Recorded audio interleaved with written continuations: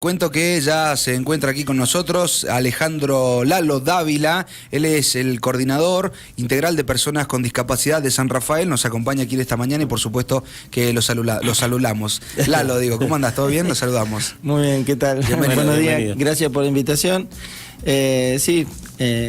Bueno, coordino, siempre digo, las actividades deportivas recreativas conjuntamente con la coordinadora que es Daniela Martín, pero es una satisfacción poder cumplir esta labor en el municipio, que hace ya 22 años que estoy trabajando en él, así que... ¿Cómo se dice? ¿Deporte especial o deporte inclusivo? Bueno, en realidad... A ver, enseñarnos a nosotros y a la gente que está escuchando, viéndote. Bien, en realidad la terminología nosotros siempre tratamos de hablarla, porque siempre nos encontramos con esta dificultad que tiene hoy en día la sociedad y hay gente de la sociedad que no sabe cómo decir capacidad diferente, si discapacidad, si discapacitado. Y a veces la gente tiene miedo también, porque está tan sensible todo y la gente dice, ¿cómo hago? Y bueno, la terminología adecuada es personas con discapacidad. Personas con discapacidad. Y se le dice discapacitado a aquel que tiene una discapacidad motor, entonces se dice discapacitado motriz. El que no ve, discapacitado visual. El que es sordo, discapacitado auditivo. Y el que es mental, discapacitado intelectual. Entonces, esas serían las terminologías adecuadas. ¿Querés agua? Se entiende que está buenísimo justamente esto, ¿no? Para, agüita, se enseña a los chicos ahí. Perfecto, ahí hacemos el Está tomando mate con la señorita. Muy bueno. Pero entonces no está mal que yo diga discapacitado. No, no, lo que es general la palabra. Bien. Pero tengo que agregarle en dónde está marcada la discapacidad. Exactamente. Sí, discapacitado. Para que quede bien, porque en realidad discapacidad es toda persona que no es capaz de. Bien. En realidad está es general. Bueno, entonces yo puedo ser discapacitado de coser a máquina. O tejer un pullover. Entonces no tengo esa capacidad. Entonces, todos somos discapacitados en algo, ¿no? Exactamente. Empezó en el año 98 de la Organización Mundial de la Salud, propusieron integrar capacidades diferentes. Bien. Entonces también, ¿qué es lo que hacía? Generaba la confusión, porque vos tenés una capacidad diferente a la mía.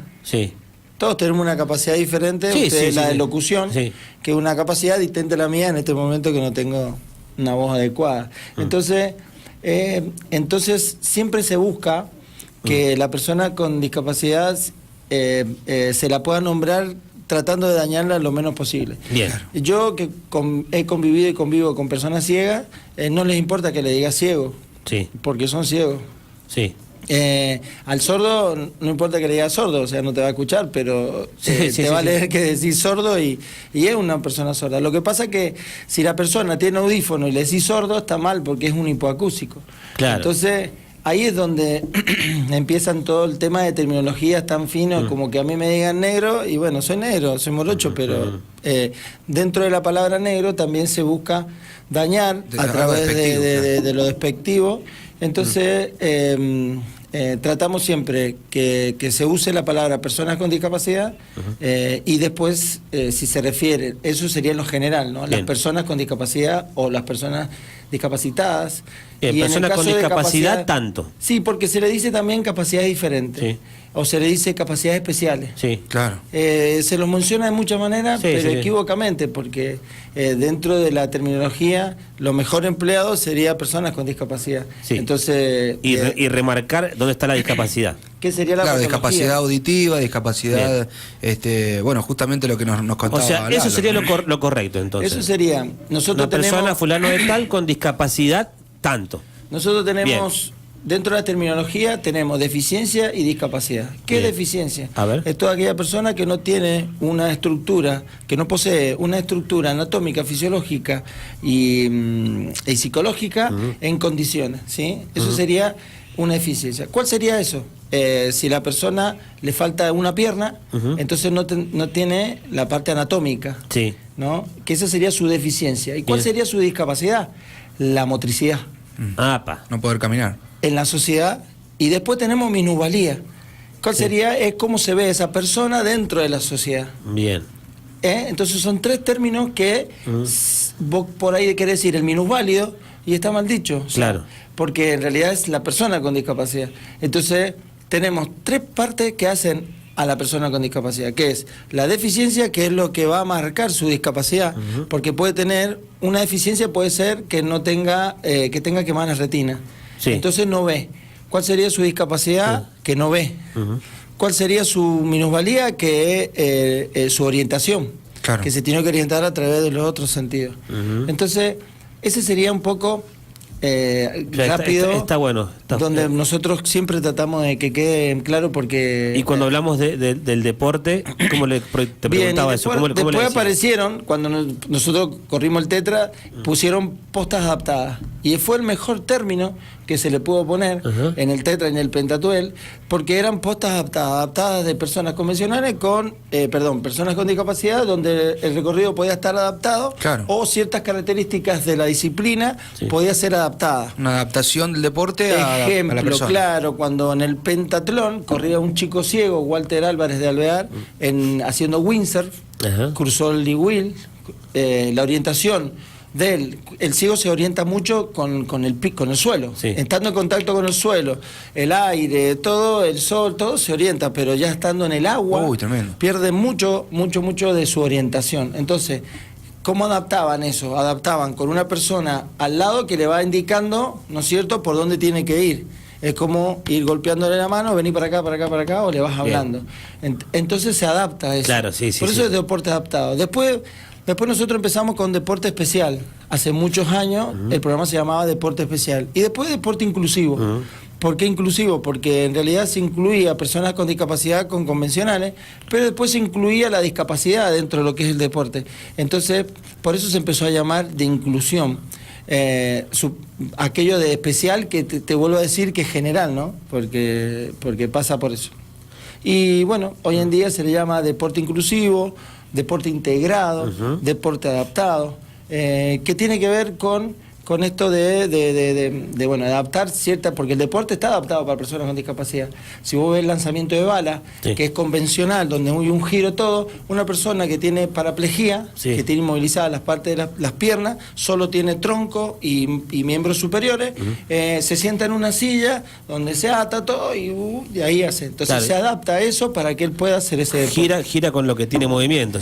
No gira directamente, está así, ponele, y él coloca la silla, o la puede colocar así si tiene que tirar para allá, o la coloca así y se pone de frente. Eso depende de su movilidad y su... Pero también yo lo he visto que como que se mueve, ¿no? Un poquito, ¿no? Bien. Eso se mueve. Se mueve. Hacen porque eso es la característica del lanzamiento. Se ponen así, los he visto que se mueven un poco y quedan clavados. Y después, otra de las cosas que, en este caso, como profesor de un nivel terciario, de educación, donde la materia se llama Educación Física para la Atención de Necesidades Educativas Especiales, en el profesorado de Educación Física, Jorge Coll, nosotros marcamos que... ¿Das esa materia específica? Doy esa materia. Nosotros, ¿qué es lo que preparamos? Que el profesor tenga la posibilidad de poder adaptar las diferentes actividades de educación física a la persona con discapacidad dependiendo de su funcionalidad.